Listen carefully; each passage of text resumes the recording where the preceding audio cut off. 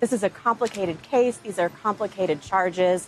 A few of the interesting nuggets that I thought came out of this charging conference, which is really a very technical thing where they're deciding how to instruct the jury. They took out the attempted kidnapping, attempted arson, aiding and abetting sex trafficking, one of the obstruction statutes. They're just trying to streamline all of this for the jury, but also very important, how the jury understands the application of this law is crucial for how they decide this case.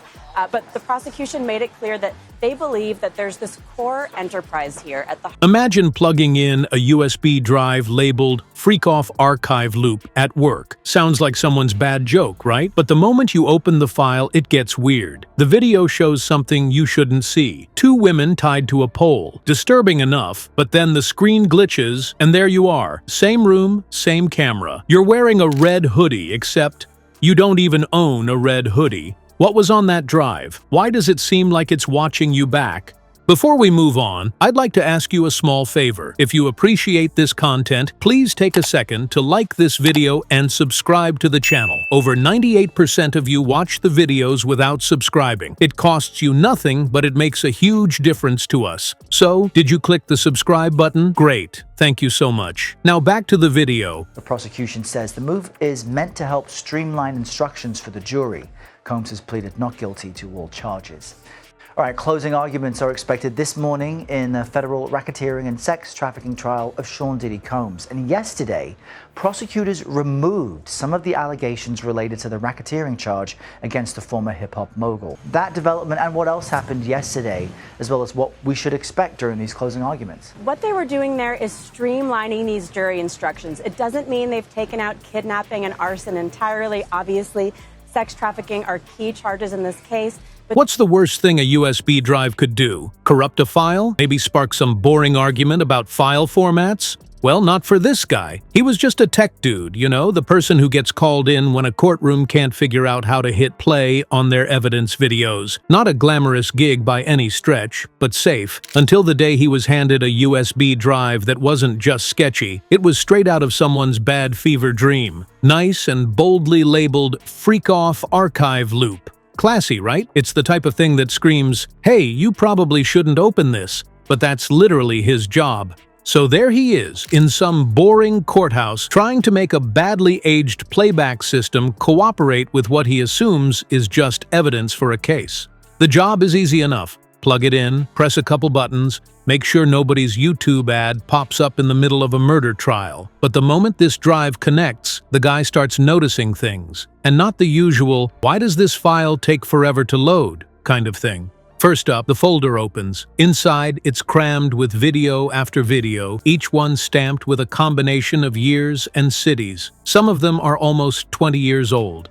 And another point they made that I thought was interesting is with respect to forced labor and sex trafficking, people usually think of this as happening to someone from overseas, someone who's not of means, who's come here, who's not being paid for their work. Maybe these weren't always the same people. It happened over a long period. It involved the chief of staff, the head of security, but those changed over time.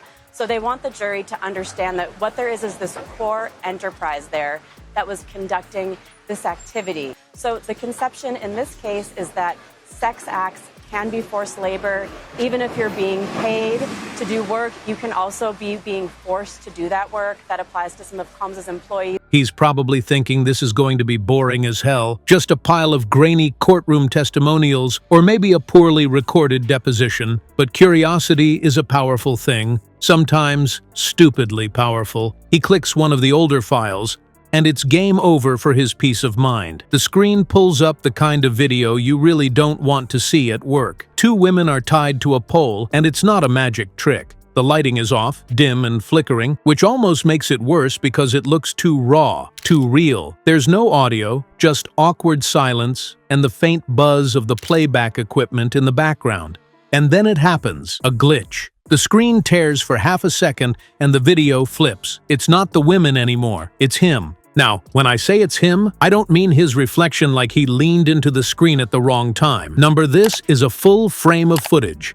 A perfect angle of him, sitting in the same room he's in while the video plays. The kicker? He's wearing a red hoodie. One tiny problem with that detail, he doesn't own a red hoodie. Like, at all. He checks around, convinced this is some tech error, maybe the preview mode somehow hacked the courtroom camera feed by accident. But it doesn't add up.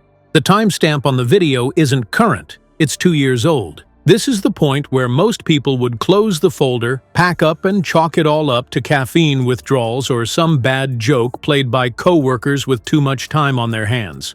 But this guy couldn't shake it. Watching himself in that grainy, echoey frame made his stomach drop in a way no normal tech issue ever could. It didn't help that for the rest of the day, he kept noticing little things. Like every time he glanced at the computer screen, it felt like there was a flicker of movement just at the edge. When he shut down the computer to leave, the final screen pixelated into weird, unrecognizable shapes before clearing up. Now, this almost feels like something dreamt up after watching horror movies alone at night, right? But let's just pause a second because this taps into something a bit more unsettling. Research into psychological manipulation in media has touched on how certain techniques can warp your perception of reality. From subliminal messaging hidden in ad jingles to stories about cursed media objects like the urban legend of The Ring, these ideas aren't new. Researchers have even pointed out how repeated exposure can make fabricated memories feel like lived experiences. It sounds wild, but it's backed by studies. So, imagine your brain scrambling when you literally see yourself in a situation you know isn't possible. Your sense of reality doesn't stand a chance. Of course, at this point, the tech guy is thinking he's losing his grip. He goes home, trying to shake off what he saw. But just when he thinks it's all over, his TV suddenly powers on by itself sometime after midnight. And what flashes across the screen? The exact still frame of the red hoodie from the USB video. He panics, ripping power cords out, yanking batteries from remotes. He even crossed his arms and vowed right then and there never to even look at red hoodies again. Fair enough, really. But here's where it gets even stranger.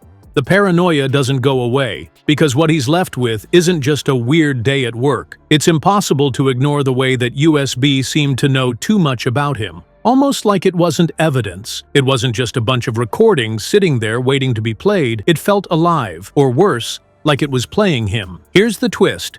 The tech guy wasn't the only person involved in this case who claimed to have seen things they couldn't explain. We'll get to that in just a second.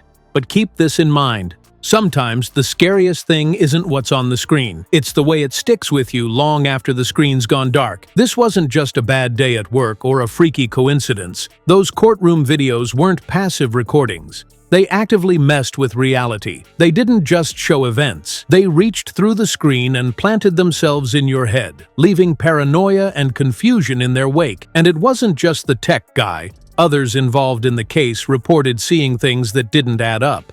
Playback begins with whoever watched last. That phrase wasn't just a warning, it was a trap.